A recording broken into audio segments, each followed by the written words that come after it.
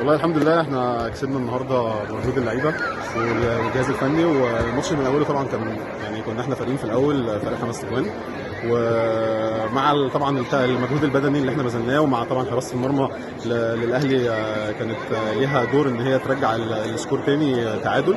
بس الحمد لله مع خبرات اللعيبه اللي عندنا ومع التعليمات بتاعه الجهاز الفني قدرنا الحمد لله ان احنا نحسم الماتش لصالحنا. ليه كان فرق كبير في بدايه الماتش وفجاه الفرق اتغير في الشوط الثاني وحسينا في صعوبه في المباراه، لكن الزمالك قدر يرجع في اخر لحظات كعاده اخر كام مباراه بين الاهلي والزمالك؟ زي ما بقول لحضرتك ان كان حراسه المرمى للاهلي يعني في وقت من المباراه اللي هو بدايه الشوط الثاني كانت متفوقه جدا. كريم كمان شال كتير النهارده، وطبعا كريم ده طبعا شال كتير.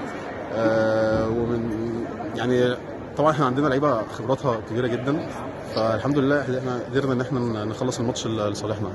باذن الله بالتوفيق يا كابتن.